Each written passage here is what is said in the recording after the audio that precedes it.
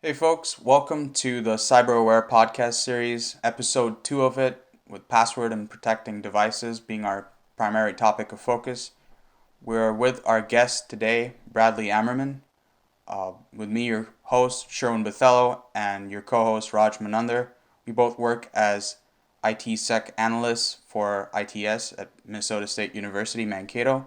Thank you for listening in with us. Let's get started.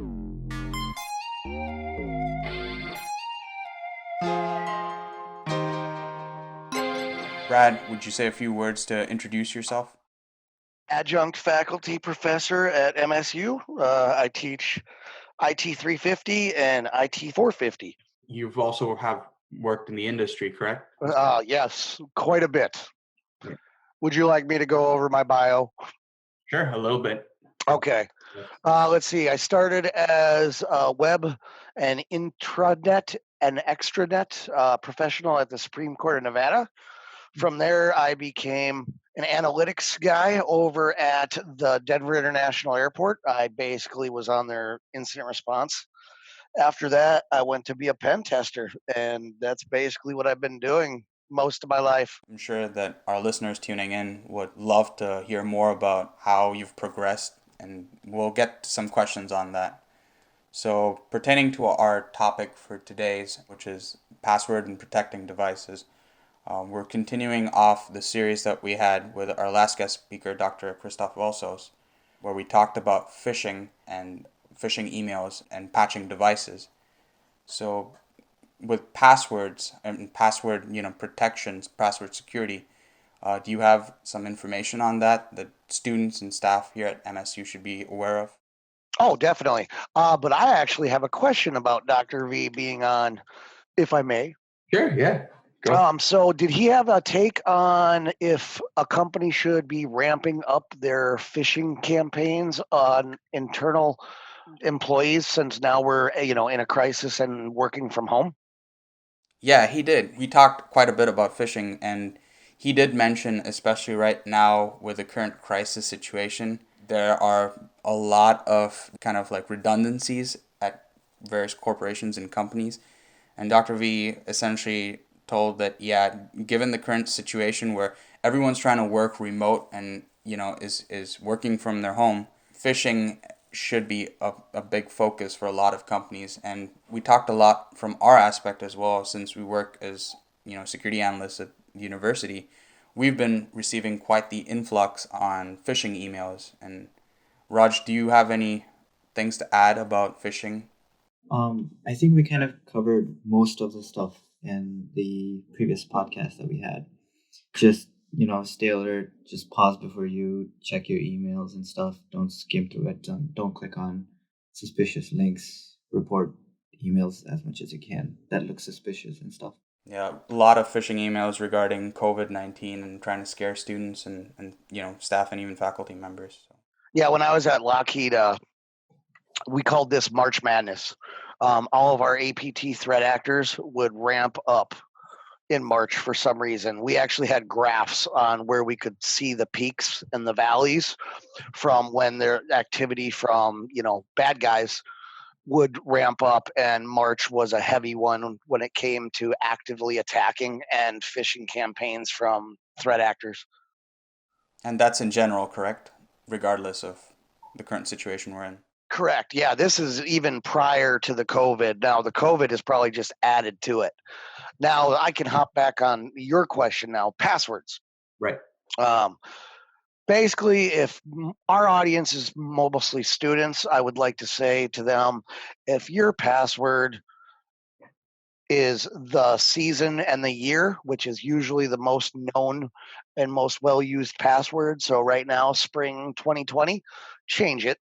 If your password is the same as for your Facebook account as it is your bank account, change it. You should never have and repeat passwords.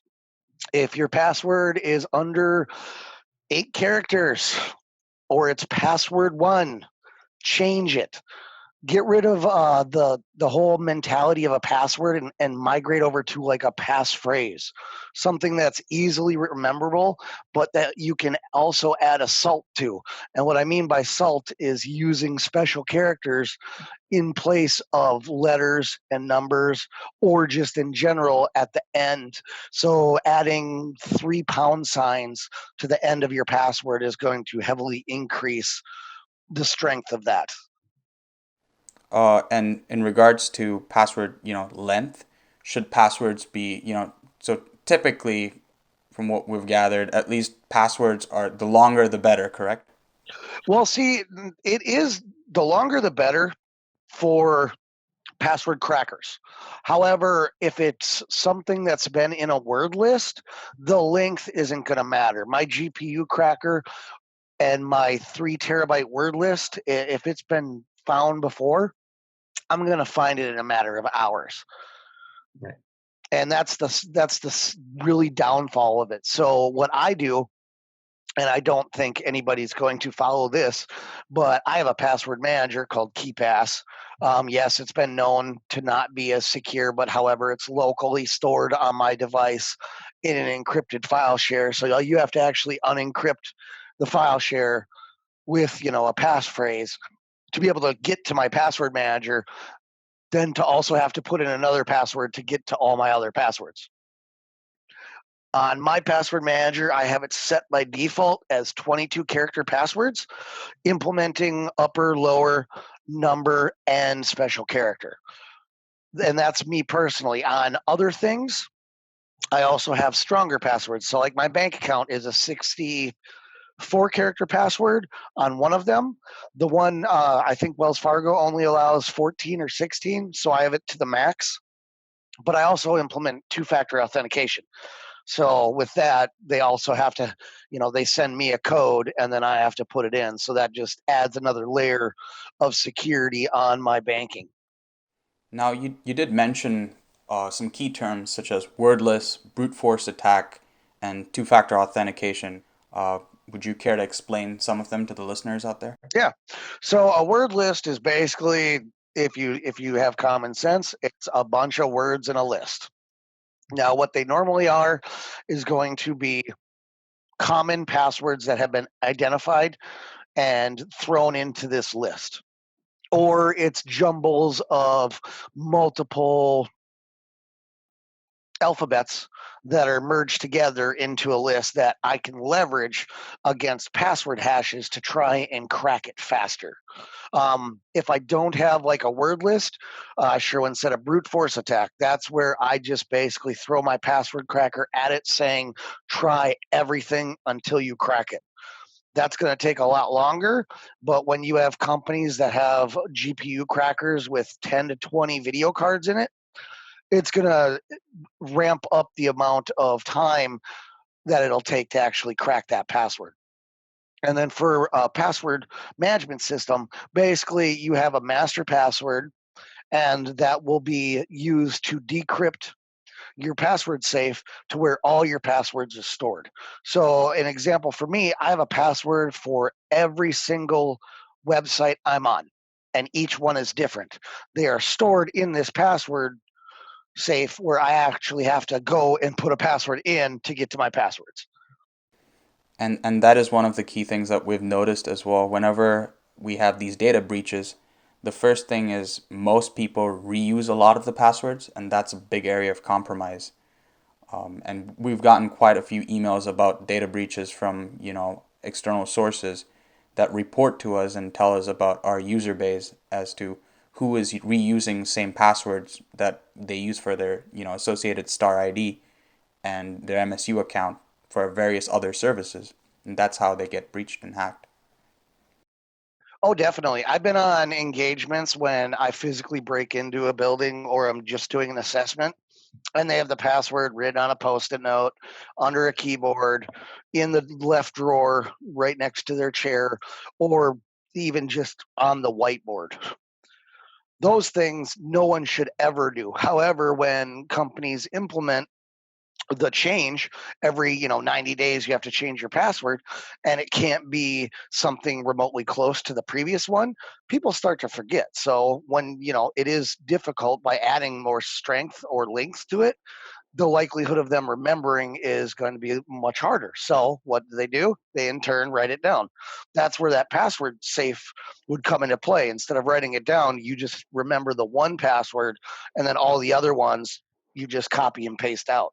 And that brings us to our next question. How often should people change, or how frequently should people change their passwords? Because from what I've gathered, most students or even people in general change their passwords maybe once or twice every year, and only when there's a reported data breach that the company that they're using, the service that they're using, reports and tells them, hey, you've been reported in a breach, please change your password. It's really going to be controversial, honestly, with my answer, because NIST basically at this point really doesn't even care about passwords. I don't very rarely change my passwords. Okay. The reason being is because they are in a password safe. And now, granted, that doesn't really make it any more secure for me if there is a data breach. But if I am alerted to a data breach, I'll go in and change my password. But most of the things that I do online, I have implemented two-factor authentication. So even if they do get my password, they're going to have to do some pretty shady physical stuff to be able to get the PIN off of my phone in the timely manner it takes to actually log in. What I recommend for companies is, it was the standard every quarter, go ahead and implement a password change. Now, if your passwords, though, are just set up secure in the first place, where you're implementing 15 to 20 character passwords just to log in, and you are forcing upper, lower number and special character, you're really shouldn't need to change that once it's in place, unless you are compromised in one way or another.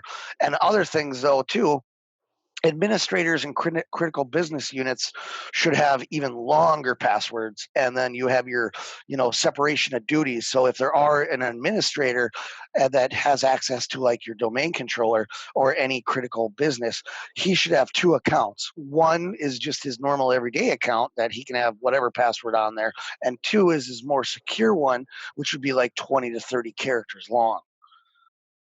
You did mention two-factor authentication, so a question did pop up on our radar.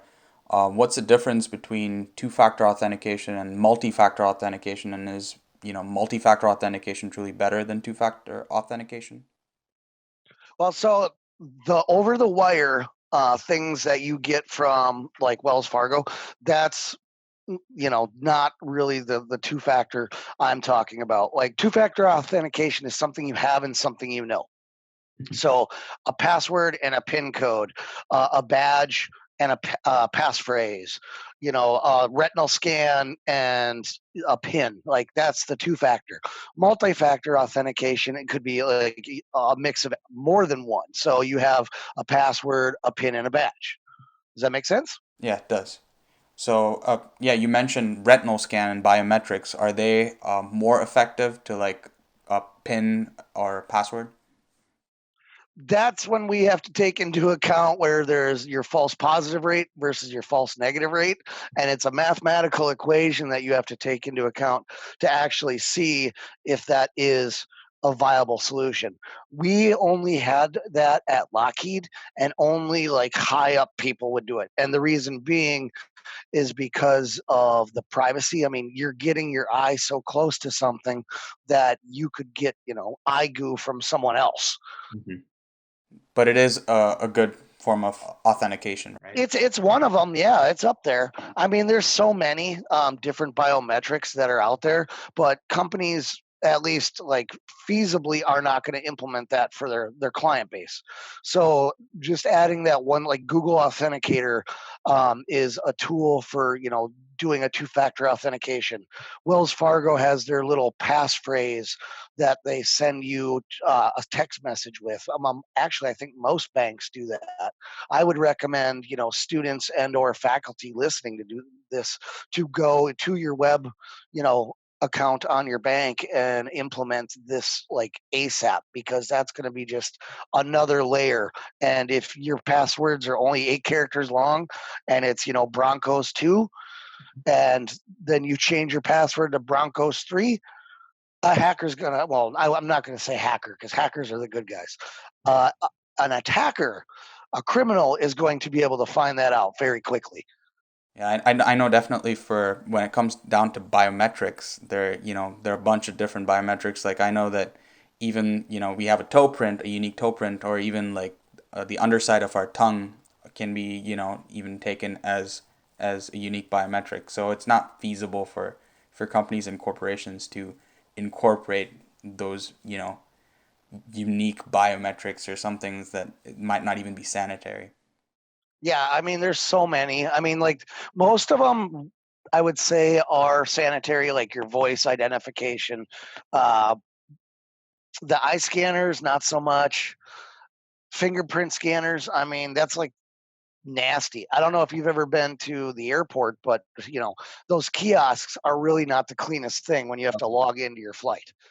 I know for a fact, yeah, that there are a lot of times where they're always sanitizing stations, especially at airports where you have to do a thumbprint or a fingerprint scanner for all your fingerprints and even your palm. They definitely have to keep sanitizing the surfaces. So yeah, that's one thing that people have to bear in mind. So and now even more so than ever because of this COVID stuff. Right. So to recap about passwords, what would you say? So minimum password length should be anywhere from 16 to 22. You'd say characters. I mean, I would recommend that honestly, but it wouldn't matter if they implemented a password safe. If they have the password safe, just make sure your password, your master password, that's what it is, to unlock your password management program is long enough and unique enough to you that you can remember it. Because if you don't remember that, there's no way to recover all your passwords. And since we're talking about that, does like the complexity of your username also matter when it comes to cybersecurity? I would say yes.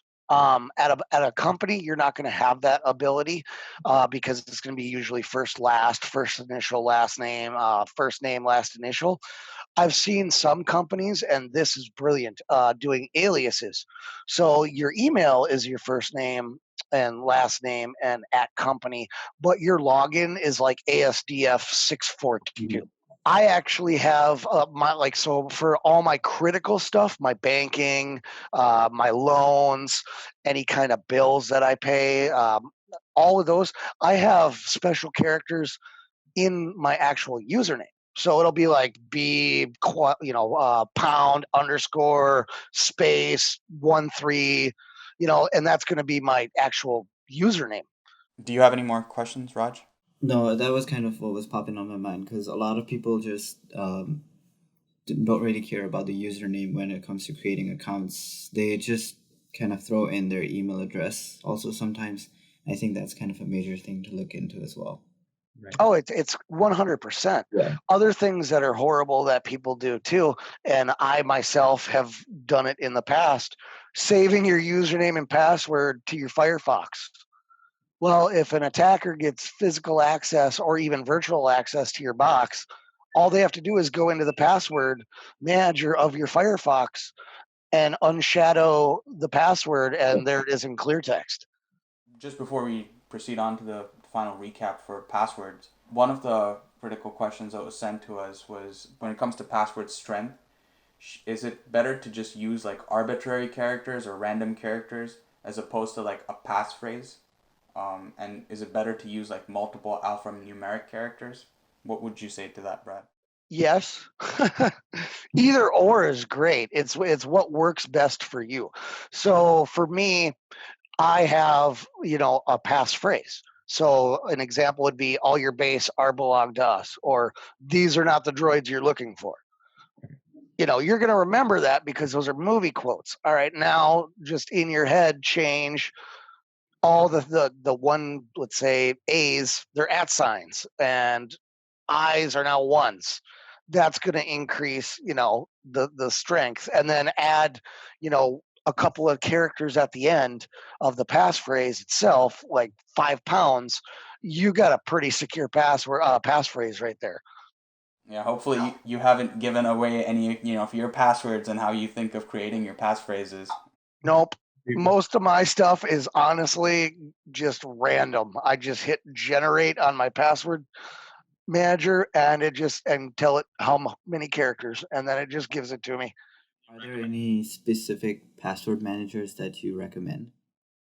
Well, I used to use LastPass until they got bought out. But that's a good online one. It's saved in the cloud and you can access it pretty much from any device. I personally like it to only be accessed by the one device that I'm on. So I have KeePass X on my computer, and that's a free one. And it's no longer in development, so it is end of life software, but it works great for me. I have no issues, and the likelihood of an attacker getting access to my machine is going to be very slim comparative to like your listeners.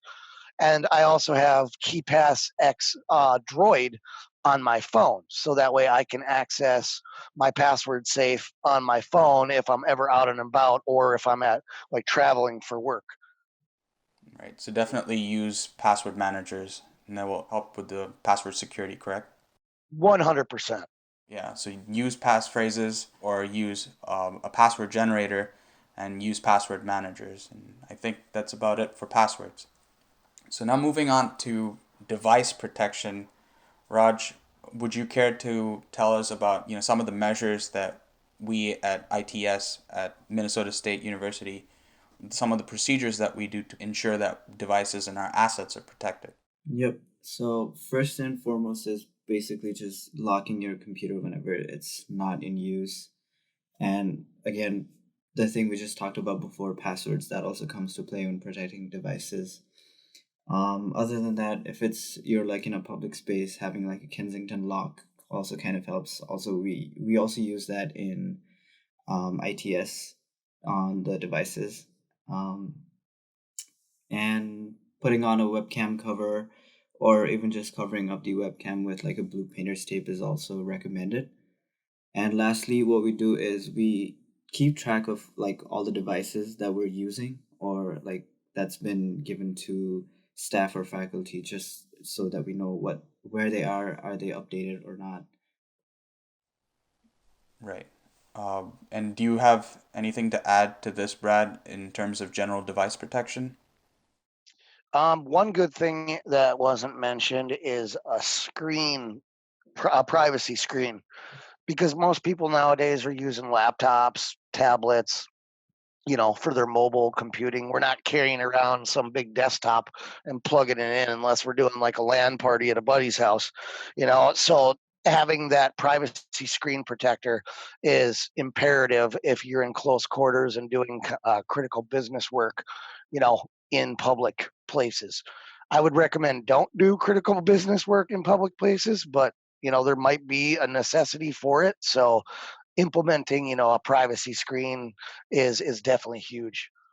Right, because I know there are definitely a few individuals that try to work on, spreadsheets or documents even when they're on board planes, and especially if you're in economy, maybe not in business class or first class, if your company's sponsoring or if you're rich enough.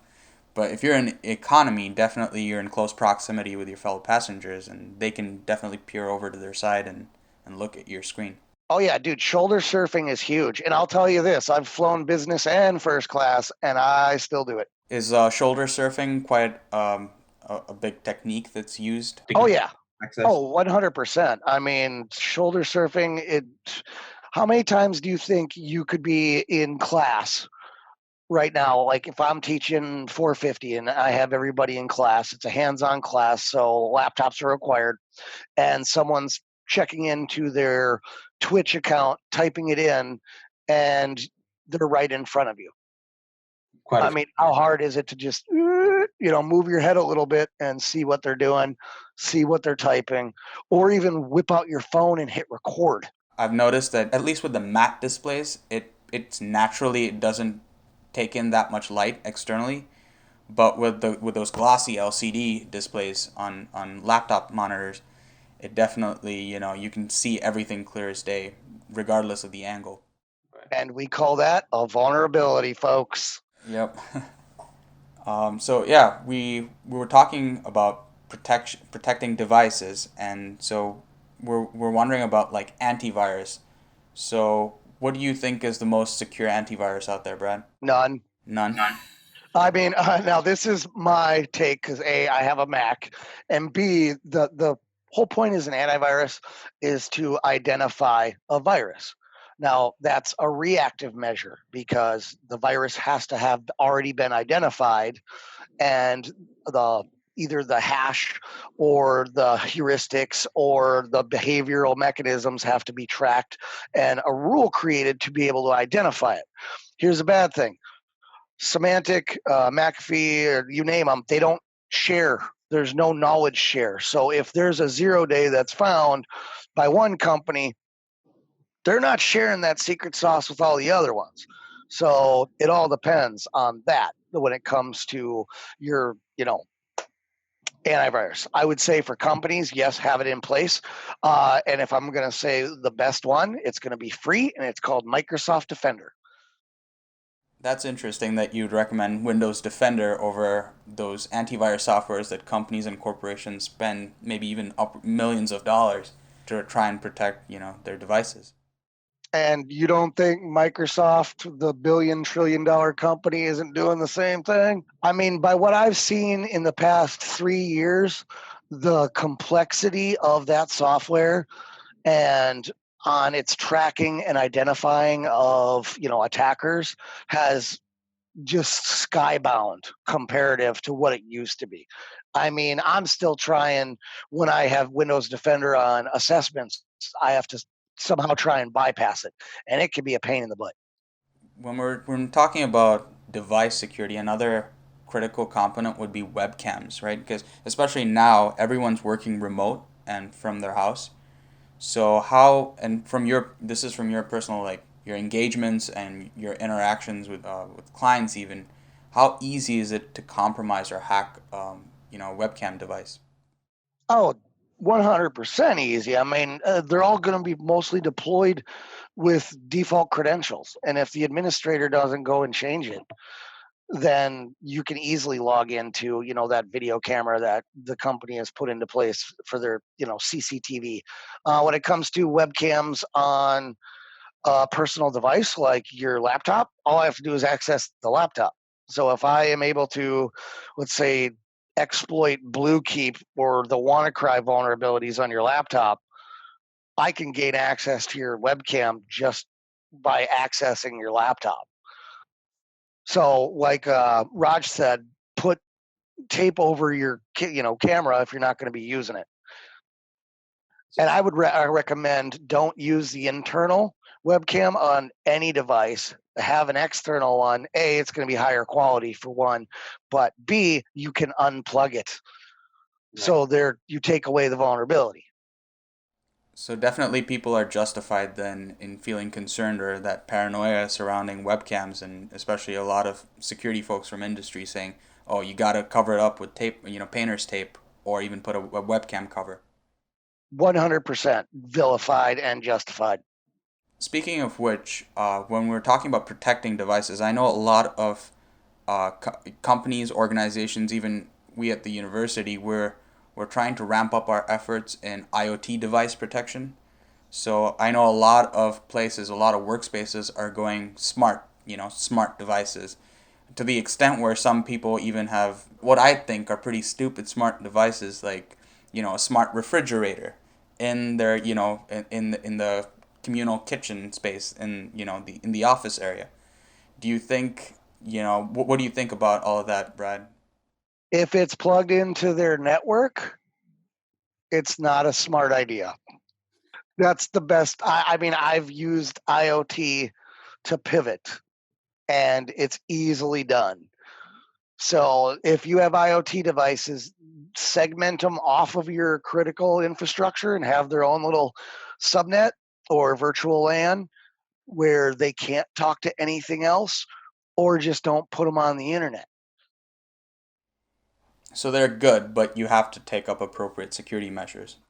Yes, I mean, because again, IoT is rolled out with default credentials. That's where that Miranda, I think that was the bug. I can't remember the botnet, but it just hijacked all IoT devices. And it was, billions and trillions of devices that were used in DDoS attacks.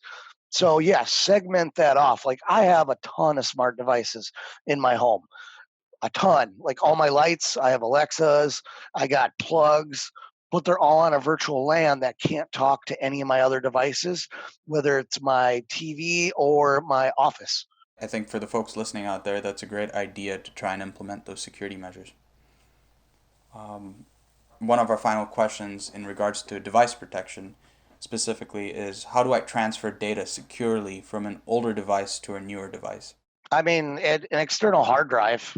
That's going to be, I mean, instead of using the cloud, like, doing cloud backups, just do it locally because you have physical control of that data instead of someone else managing your key in the cloud and could potentially get, see the data or compromise the data or steal the data. That's my personal, like, if you need to transfer, do it locally and have a device that you can wipe after that. Do you then trust cloud services and cloud security, or not as much as, physical security? Definitely not as much as my own physical security. I'm not a big proponent yet of jumping to the cloud. I mean, it's a great thing, but someone else is managing your security, and who knows what their skill set is. We got some other additional questions, Brad, to you specifically. So when it comes to, transitioning to remote, some folks are asking specifically to you, Brad, how has that affected your productivity, both as a professor and, a person working in the industry? Oh no, I've been working remote since 2000 and I think 10, 2012.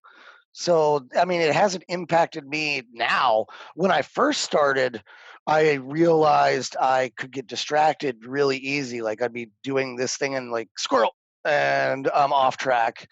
However, now I actually get more work done from my house because even if I'm sick, I'm still working because I don't have to go into an office. I just go down a flight of stairs and there's, where I work. If my kids are sick, I'm still working. So my productivity has actually went up since getting used to being a work at home worker. Okay, that's interesting for people to know. So definitely you're one that's been accustomed to this for quite a while, and so you've adapted this pretty easy. See, and the downfall, it's not for everybody because it is really hard at first to get into the groove on you're going to work this amount of hours and try and not get deterred because what I noticed from a normal brick and mortar company, a lot of people would screw off. They go to the water cooler a lot and they chat a lot. So there's a lot of distractions on your daily work day when you're at a brick and mortar as compared to when you are a remote worker because I don't interact with people very often unless I actually go in to teach. That's about the only time. Or when I have a project and I have to run into town to Home Depot because, I live in the country. I mean, I just basically interact with my wife, my kids, and remotely with my team on, wire, and that's about it.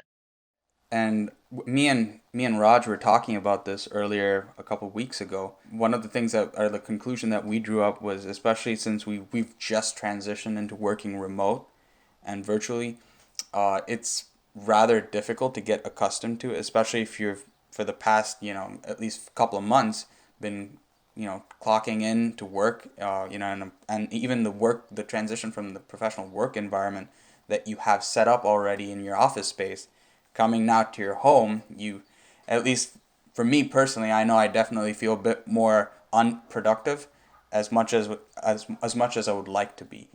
Well, there is a big difference, though, Sherwin. I mean, you've been to my house how many thousands of times? You've seen my office, so I have a special place in my house that if my door is shut, my kids know to leave me alone because that means daddy's working. So I just come in here when I wake up, which is usually like 9 or 10. And then I work till however long I want to. But if that door's shut, that's work mode. Once I leave this office and I shut that door, that's home mode. So I have that ability to be able to have an area that's work and this is home. When you have students and people living in one bedroom apartments or dorm rooms or really tiny houses, they don't have that ability. And with it not being really nice out yet in the 50s to 70s, they don't have the luxury of being able to go outside to do their work or to just go hang out in their garage or storage unit. So that's where I see the big problem with this remote stuff is the people who don't have their own separate space to work, because you really don't want to be working in your bedroom, because you have associated that with sleep. And if you don't have that place, or if you even have roommates or crappy roommates, it's going to make it even harder because they might not have a job or they have different work hours or something else. And, now you guys are stepping over each other's toes and, clogging up the internet, and you're both on conference calls and there's really no, space between you. It's going to get stressful. And that's what I can see happening to a lot of people right now. Right, definitely. A couple other questions, Brad, before we close. What are some good pen testing tools to help folks, that are interested in getting into cybersecurity, specifically into red team? PowerShell. PowerShell? No PowerShell, because PowerShell and even C#, those are like really huge in the industry right now. I can tell you from what I tell all my 450 people, download Kali Linux or Black Ubuntu or Black Arch, Pen2, any pen test distribution. Go through Metasploit Unleashed, which is a free training on how to use Metasploit, and just start watching tutorials and reading how-tos on the internet. And because the tool doesn't really matter, because there's 10 tools to do the very same thing. It's the knowledge as to how it happens, the flow, the methodology, the A to B, knowing how that works is going to be way more beneficial than just knowing how to use a tool. Another question that came in was, just a comment on the efficacy of security certifications in our industry, and what are some good security certifications to help get someone started in the cyber realm? So the downfall is there's such a huge emphasis on certifications and degrees that it can actually lose a lot of good talent. The one that I find the most annoying, but I am certified, is the CISSP. That one is like the de facto IT security certification for companies. And that's the Certified Information Security Professional. So that's done by ISC squared, and they have been known to be kind of controversial on their ethics in the past. But I also am still a certified member. Ones that I'd say for people who don't have certifications and that are looking to do it, any CompTIA certification is going to get students one step ahead of their peers because they have that certification on their books coming out of college, and they're cheap. They're only a couple $100, whereas me taking the CISSP was $500. Me doing my SANS class was $6,000.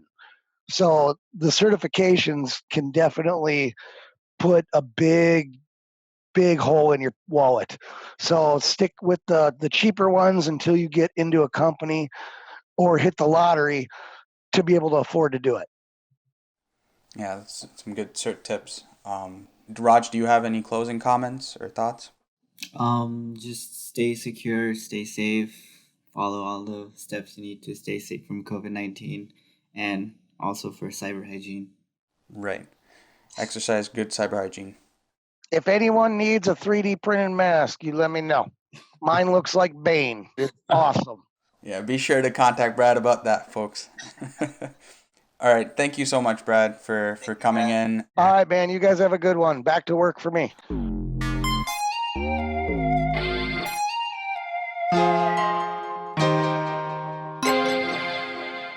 All right. So that concludes our episode 2, where we discussed the 2Ps, password and protection, device protection.